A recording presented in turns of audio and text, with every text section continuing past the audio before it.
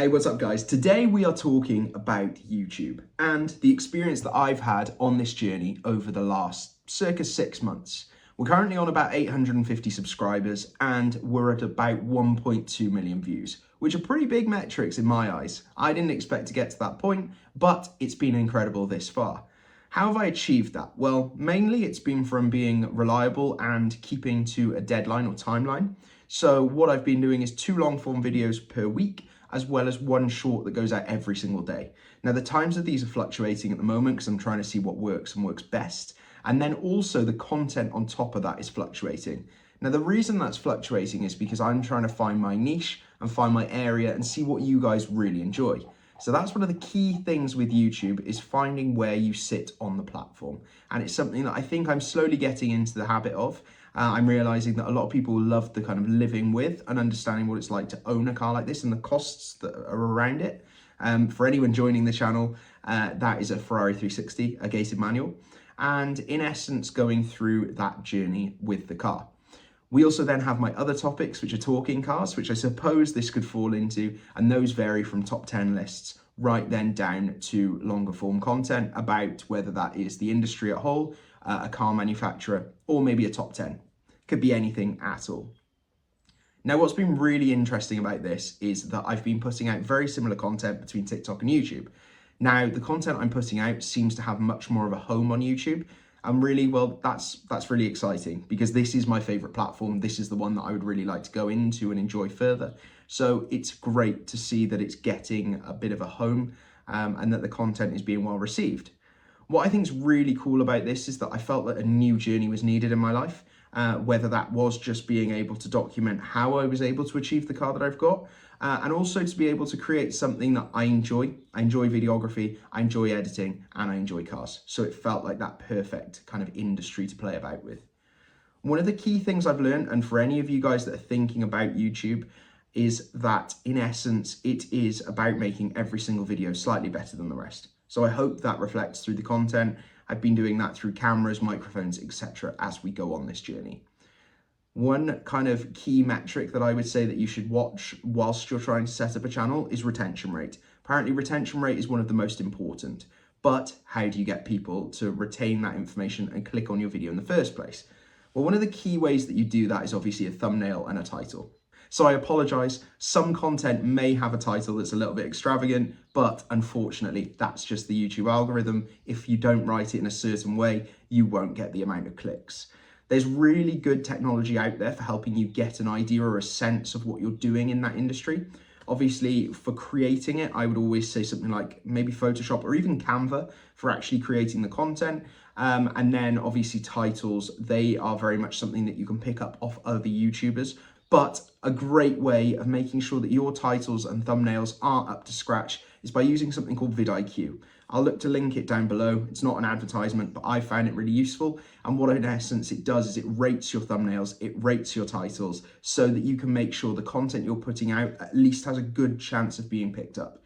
Now, I'm not saying that it's a one-trick pony and that it's going to make it so that your channel just skyrockets, but it manages to help with engagement, gets people clicking on the video, and gets people enjoying your content as quick as possible.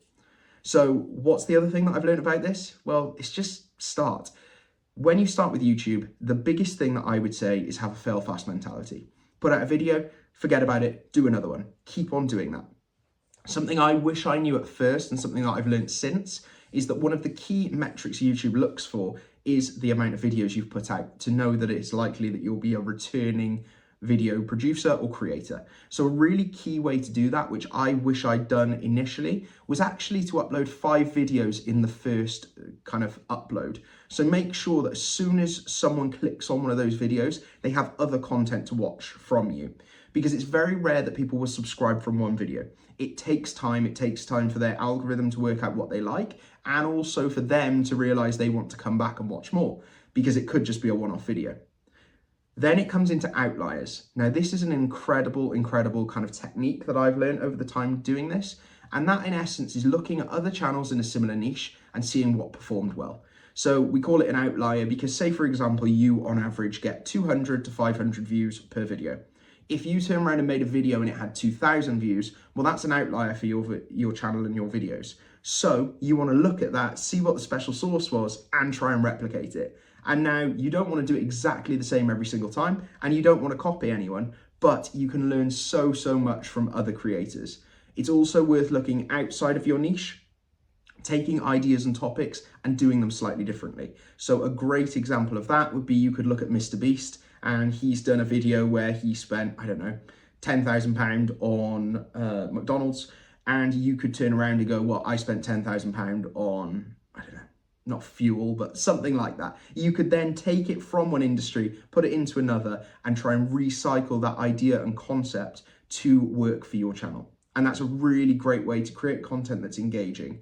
The other thing that I've learned is that if you're trying to get monetized, which is one of the key metrics everyone wants, subscribers is one thing. The watch hours is even harder. I would say with short-term content or short form, it's actually pretty difficult to get to the 10 million views. If you do get to it because you had one video that popped off, you then have to stay there. So that means every 90 days rolling, you have to make sure that the content is engaging enough to keep above 10 million. This is where I think long form is the trick. I think long form is definitely the place that gives you longevity in YouTube.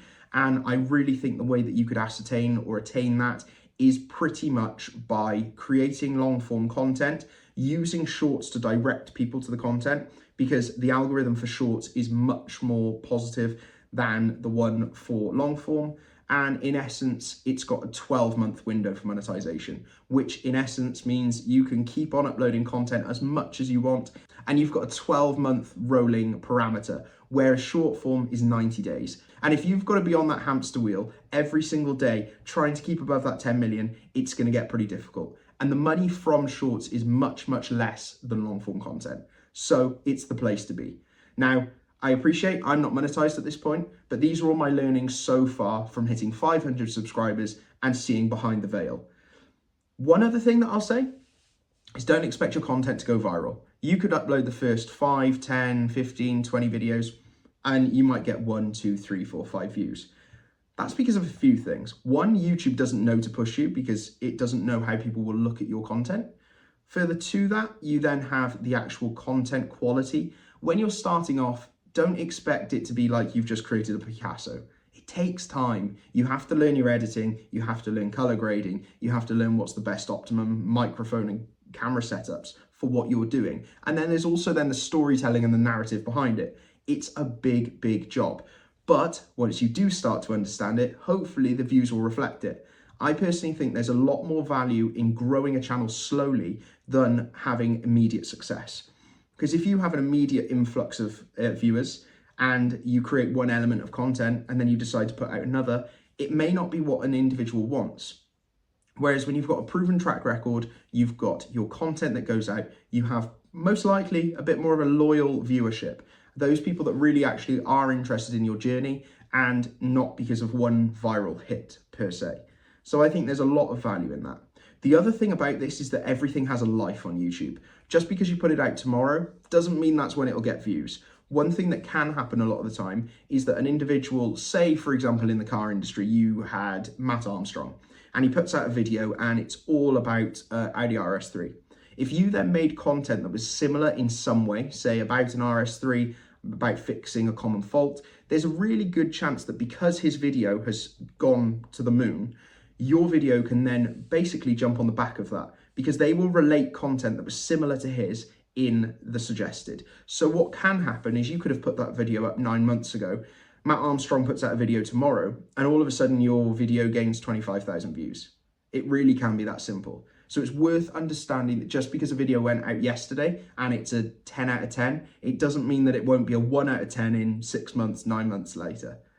So there's a lot of other things around this that I've learned, and it is fundamentally that people want to know the cost of a car.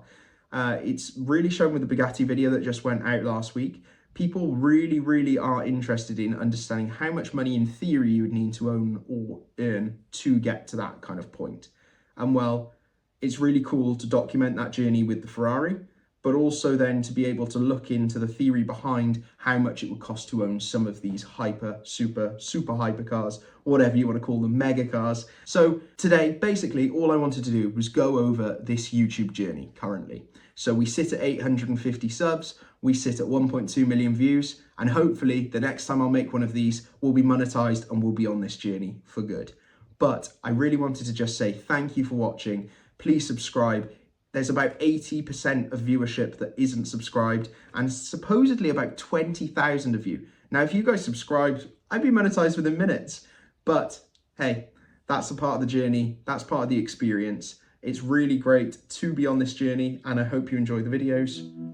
All I can say is just start now. Thanks. Bye-bye.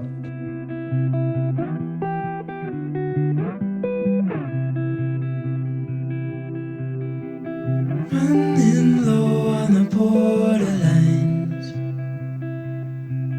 and you tell me that you're doing fine.